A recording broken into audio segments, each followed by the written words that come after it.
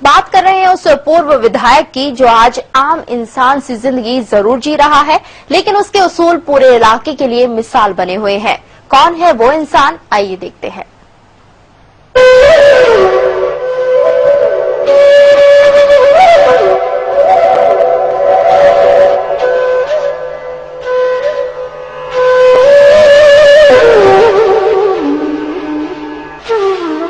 जिसने आज तक नहीं पहनी चप्पल,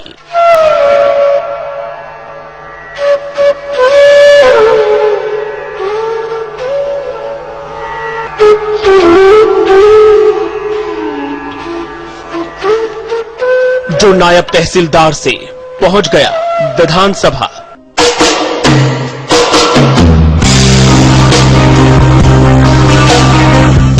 जिसने विकास न होने पर दे दिया था इस्तीफा,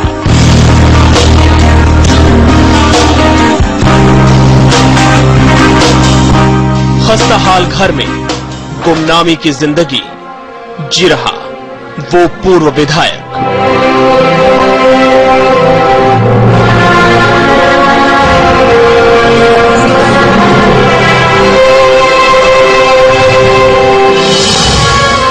टूटी फूटी दीवारें, छत पर खपरेल, पुराना हो चुका ट्रैक्टर, कमरे में बेतरतीब फैला सामान। ये तस्वीरें देख आप सोचते होंगे कि कोई आम आदमी इस घर में रहता होगा, लेकिन आपको बता दें कि ये हाल किसी मामूली इंसान के घर का नहीं, बल्कि यहाँ पर रहता है वो इंसान जो 1985 से लेकर 1990 तक मध्य प्रदेश विधानसभा में अपनी आवाज बुलंद करता रहा।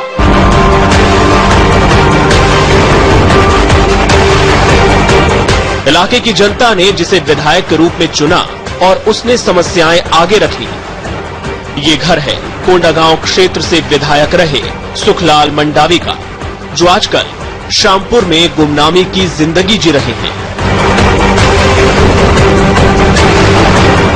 कभी इनके साथ हजारों लोग चला करते थे, लेकिन आज हालचाल लेने 2-4 करीबी लोगों के अलावा कोई नहीं आता।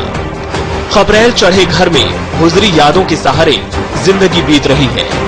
एक छोटे से कमरे में रहते हैं, उसी में खाने पीने से लेकर सोना सब कुछ होता है। बाहरी दुनिया की खबर लेने के लिए टीवी देखते हैं, थोड़ा बहुत बाहर घूमने जाते हैं, लेकिन फिर वापस घर लौट के कामों में लग जाते हैं।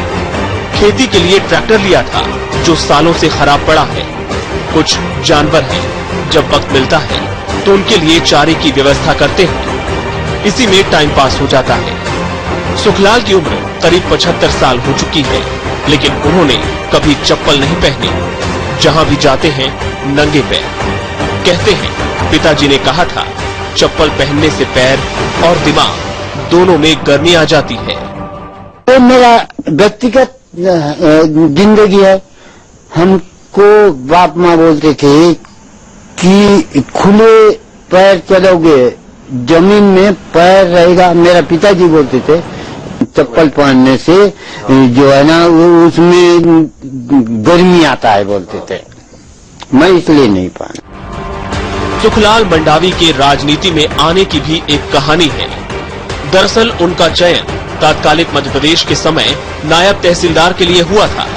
अपने अलग मिजाज और कार्यशैली के चलते कांग्रेसियों की नजर उन पर पड़ी और उन्हें 1985 में कोंडागांव विधानसभा में उतार दिया।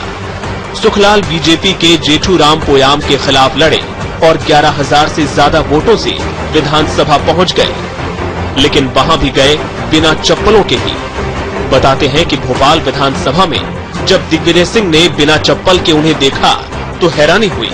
बाद में उन्होंने सुखलाल के लिए चप्पल लाकर दी, लेकिन वो अपने फैसले पर अड़िग थे, इसलिए उन्होंने चप्पल नहीं पहनी।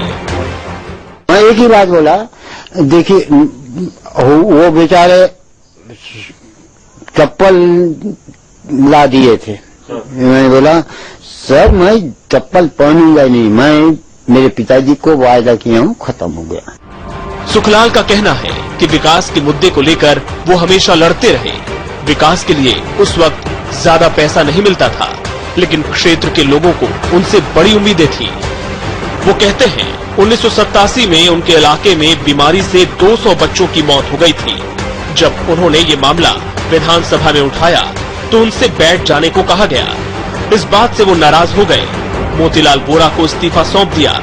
इसके बाद इलाके में डॉक्टर भेजे गए और इस्तीफा वापस हुआ। मेरा क्या हुआ था कि वोरा जी को एक आवेदन दिया था कि बच्चों ये मतलब ये क्या बोलते हैं ये अस्पताल के संबंध में हमारे यहाँ 2 माह में कौन सी बीमारी बोलते हैं बाबू मेरे को तो नहीं मालूम, मैं डॉक्टर नहीं हूँ, और 200 बच्चे खत्म हो गए थे 1 माह में। मैं उसी के संबंध में क्वेश्चन किया तो मेरे को टाल मटोल कर।